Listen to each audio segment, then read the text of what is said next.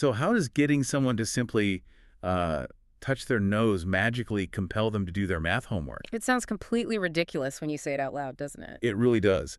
But today, we're looking at how the literal laws of physics apply directly to human behavior. Yes, actual physics. Welcome to this special edition deep dive for behavioral intelligence con Mara Sánchez. And whether you are prepping for a crucial clinical meeting or, just catching up on the latest literature. Or in this specific case, gearing up to conquer the BCBA exam, we are here for you, the learner. Absolutely. Our mission today is to totally supercharge your exam preparation. We are focusing directly on Domain B, specifically Section B.23 of the task list. Right, which is identifying examples of behavioral momentum. And to make sure we are pulling the most accurate, highly testable information, we are synthesizing a really solid stack of rigorous study materials today. Yeah, we've pulled from the Cooper textbook, some advanced ethics workbooks, and several comprehensive mock exams. Just extracting the exact nuggets of knowledge you need to ace this section. But before we can successfully apply this concept in a clinic or correctly identify it on a tricky exam question, we really have to look at the underlying mechanics. The why behind it all. Exactly. We need to know why a behavior persists in the first place. Okay, let's unpack this. The term momentum obviously borrows from physics, right? Right. When I hear that, I immediately think of Newton's first law of motion. An object in motion stays in motion. Oh, that's a great way to look at it. Like if you roll a heavy bowling ball down a steep hill, it is incredibly hard to stop. Oh, yeah, it just plows through the grass. Over the bumps, right through whatever resistance is in its path. Yeah, it just keeps going. So if we translate that to behavior analysis, the speed of that bowling ball would be like the rate of responding, how fast or how often the behavior is happening. Precisely. But in this behavior analogy, what actually acts as the mass or, the weight of the bowling ball? What makes the behavior so heavy that it becomes hard to stop? So the mass is the reinforcement history. Oh, okay. That is the critical underlying variable here. A behavior that has a long, dense history of being reinforced builds incredible momentum. So every time that behavior contacts a reinforcer, you are basically adding weight to that bowling ball. Yes, but it's not just about getting a sticker once or twice. The sources emphasize that this mass is built by the richness of the reinforcement history. Right. We are talking about the frequency of the reinforcement, the magnitude or quality of the reinforcer itself, and how long this contingency has been in place. So the richer that history, the greater the resistance to change or to extinction. Exactly. Okay, so a behavior with low mass would be something I just, learned yesterday. Yeah, give me an example. Say I tried a new way of organizing my emails, and I found it mildly helpful once. If my inbox suddenly gets flooded and the system gets hard to maintain, I'll just abandon it. Right. The bowling ball is basically a ping pong ball. Yeah, stiff breeze just stops it. Yeah, that is a perfect way to look at it. The behavior hasn't acquired enough mass to withstand any sort of disruption. Got it.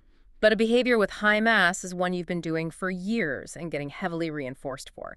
Let's say it's your morning coffee routine. Oh, absolutely. You've done it 1,000 times, and the reinforcement... Caffeine, the comfort. Exactly. It's highly reliable and high quality. If I suddenly hide your favorite mug or, your coffee maker takes twice as long to brew, you don't just give up and drink water. No way. I dig through the cabinets. I wait the extra time. Right. The momentum of that behavioral history carries you through the newly introduced friction. Okay, that structural understanding makes a lot of sense. Yeah. So if reinforcement history is the weight of the behavior, the environment must act as the hill that the bowling ball is rolling down. Yes. How does the current environment factor into this persistence? Well, high reinforcement environments actually increase persistence in the moment. When an individual is in an environment where they are frequently contacting reinforcement, they are essentially in the groove. Like if they are on a continuous reinforcement schedule. Yeah, or a very dense variable schedule. The environment is rich, successful responses are flowing, and reinforcement is just abundant. You are actively steepening that hill. You really are. Wait, I have to challenge this for a second because it feels a little counterintuitive based on other behavioral principles. Okay, let's hear it.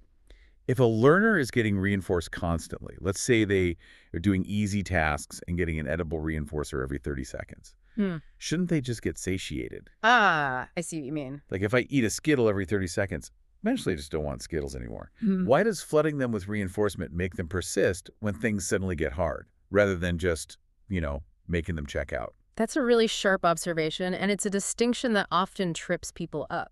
Because it seems like it would just cause satiation. If we connect this to the bigger picture, it is less about the specific, unconditioned reinforcer, like the Skittle, and more about the behavioral pattern of success that is being established. So interesting.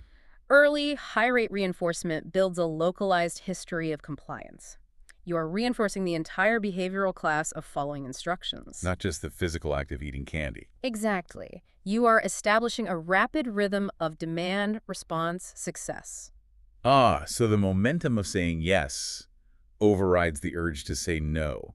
It's the rhythm itself that becomes the driving force. Yes. So when a disruption finally occurs, like the teacher suddenly placing a really difficult task demand on the desk, the momentum of those previous immediate successes acts as a buffer. That makes total sense. It carries the individual through the resistance of the new, difficult demand. It minimizes the frustration and the maladaptive behaviors that usually pop up when things get hard. Because the behavioral class of following instructions has gathered so much momentum rolling down that hill that it just rolls right over the disruption. You've got it perfectly. Okay, so the theory is tracking. Knowing about bowling balls and hills is fantastic for understanding the mechanics, but let's move into the real world. Let's do it. How do we artificially engineer this momentum in a clinical setting? Let's say we have a client who has a history of severe escape-maintain behavior. Very common scenario. They see a math worksheet and they just immediately dig their heels in. Right. This is where we take the theory and turn it into one of the most effective interventions in applied behavior analysis. The high probability request sequence. Yes, often referred to in the literature and on the exam simply as the high P sequence. And the mechanics of this, as derived from the Cooper text and the mock exams we reviewed, are very specific. You don't just ask them to do the math and hope for the best. Oh, no, that won't work. First, the practitioner presents 2 to 5 short, easy tasks. And it's crucial that these are tasks the learner already has a well-established history of complying with. Right. These are your high probability requests. They must be in the learner's repertoire, and they must be genuinely easy. You deliver these 2 to 5 easy requests in rapid succession, and you immediately reinforce each successful response. Give praise, deliver a token, whatever is currently functioning as a reinforcer for them. Exactly. Then, swiftly, right on the heels of that last reinforced easy task, you deliver the target request. The difficult one. Yeah, the low probability or low P request. But wait, if a kid is already melting down because they saw the math worksheet, telling them to, touch their nose or stomp their feet sounds like a recipe for getting kicked. Oh, yeah. How does this not just escalate a highly agitated situation? That is a critical operational detail. You do not initiate a high P sequence when the learner is already in the middle of a behavioral escalation or a meltdown. Okay, so timing is everything. The momentum has to be built before the crisis occurs. It is a strictly proactive strategy. Got it. You recognize the context that usually triggers the escape behavior, and you initiate the rapid, easy demands before the difficult task is ever even presented. Okay, let's ground this with some specific clinical examples from the sources. Oh. Here's one from the mock exams. A child has a history of resisting washing their hands before lunch. Classic. Before they even get to the sink, the therapist says, stand up. The kid stands up. Therapist praises them. Raise your hands. The kid raises their hands. More praise. Stomp your feet. The kid stomps their feet. Right. And then immediately, now, go wash your hands. And because they are already rolling down that hill of compliance, they just walk over and wash their hands. It's remarkably effective in practice. There is another great example straight from the Cooper text, referencing the foundational work of Sprague and Horner. Oh, yeah, the shirt one. Exactly. A student historically refuses to put their shirt on. The teacher approaches and says, "Give me 5." The student gives a high five, and the teacher says, "Excellent." Immediate reinforcement. And put this ball in your pocket. Yeah. The student does it. Great job. Now put your shirt on. And the student just complies. You know, one thing that really stands out to me in these examples is the pacing. Oh, it's vital. The intertrial interval, the time between one request and the next, it seems to be almost zero. Yeah, practically zero. You can't ask them to touch their nose, wait 5 minutes, ask them to clap their hands, go check your text messages, and then ask them to put their shirt on. No, if you pause, the momentum decays. The learner steps out of that groove of reinforcement.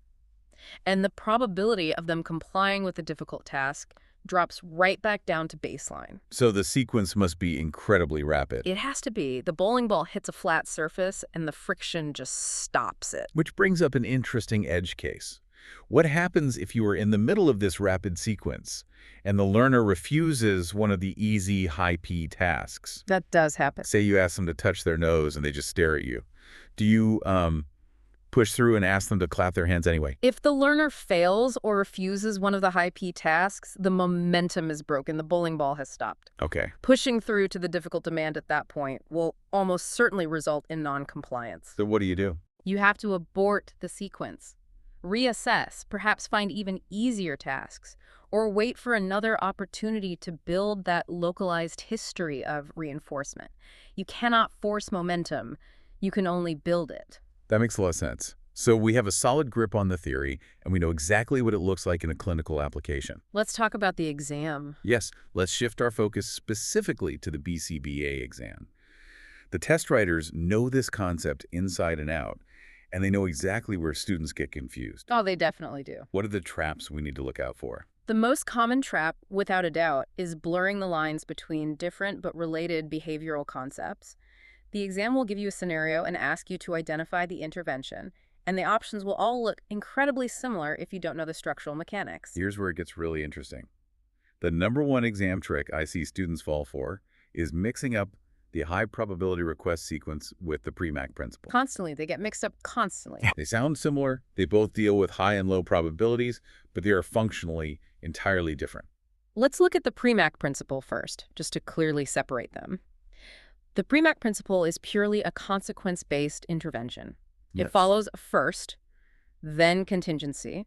First, you engage in the low probability behavior, then you get access to the high probability behavior. Which is often referred to as grandma's law. Yes. First eat your spinach, then you get to play video games.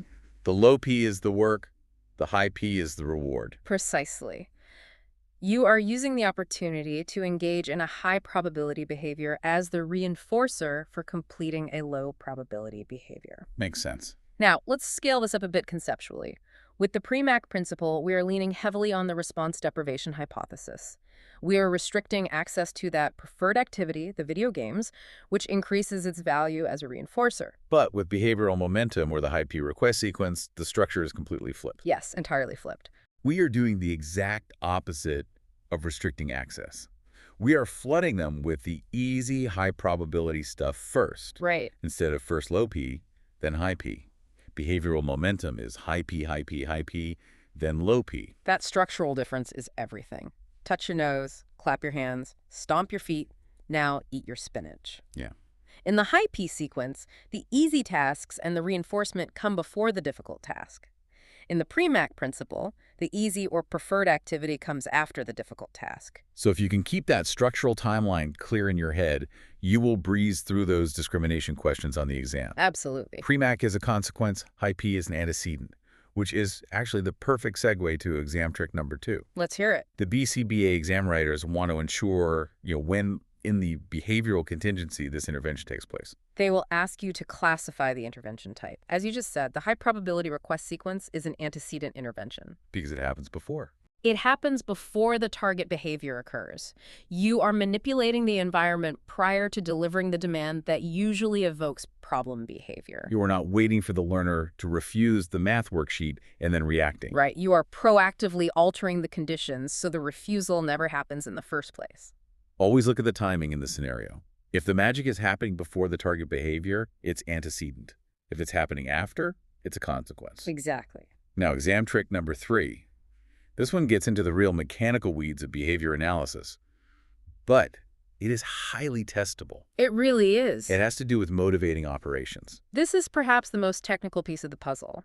The sources, specifically the advanced mock exams, emphasize understanding why the high P sequence works on a functional level. Right. And it works by functioning as an abolishing operation, or an AO. Okay, an abolishing operation decreases the current effectiveness of a reinforcer. But what reinforcer are we abolishing the value of here? The learner isn't trying to get a toy. They are trying to get away from the math worksheet. Exactly. We are abolishing the value of negative reinforcement. Oh, wow. Okay. Specifically, we are abolishing the value of escaping or avoiding the difficult task. Think about it. When you present a difficult math worksheet cold, the value of escaping that worksheet is normally very high. The child wants to get away from it. Because it's aversive. Right.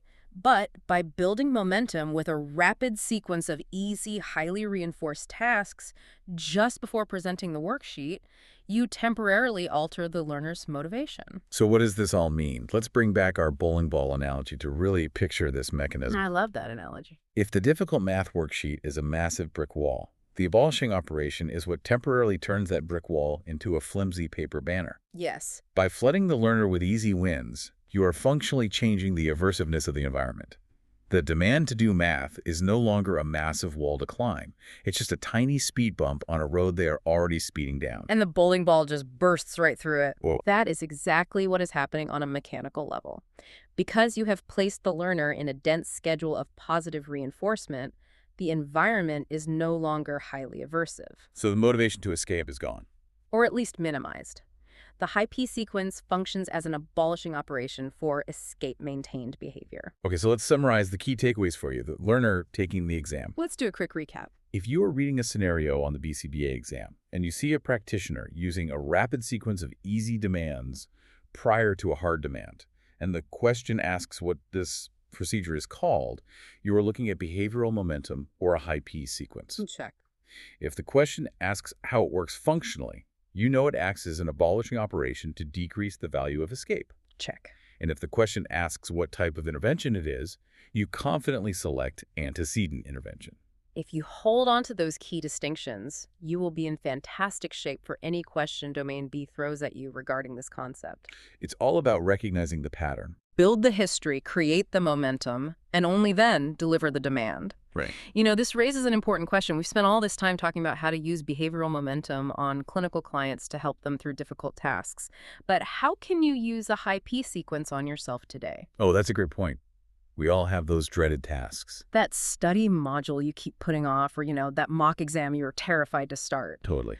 What 3 easy, guaranteed to succeed tasks can you do right now in rapid succession to build your own momentum before tackling that difficult study module? Maybe it's organizing your desk, sharpening your pencils, and reviewing 3 flashcards you already know perfectly. Build your own localized history of reinforcement. Use the science on yourself to become a better student of the science. I think that is a fantastic practical application. Me too. Well, that wraps up our coverage of Domain B.23. We invite you to continue following the entire BCBA study series with behavioral intelligence Mara Sánchez. We are breaking down the task list module by module to make sure you walk into that exam room with absolute confidence. Knowledge is most valuable when it is deeply understood and practically applied. Keep analyzing these concepts, keep looking for them in your clinical practice, and distinguishing between them will just become second nature. For more resources, comprehensive mock exams, and support on your BCBA journey, be sure to check out Amethyst Therapy Services. You can visit the website at www.amethysttherapyservices.com or reach out with any questions via email at info@amethysttherapyservices.com. That's a great resource. But before we sign off, think about this. If behavioral momentum is this powerful for generating compliance and positive action, how often are we accidentally building negative momentum? Oh, that's dark but true. Right. How often do our own bad habits snowball into an entire wasted afternoon just because we unconsciously reinforce the first 2 easy steps of a bad routine? It only takes a little bit of mass to get a bowling ball rolling in the wrong direction. Something to mull over the next time you reach for your phone instead of your textbook. Keep analyzing, keep studying, and we will see you on the next deep dive.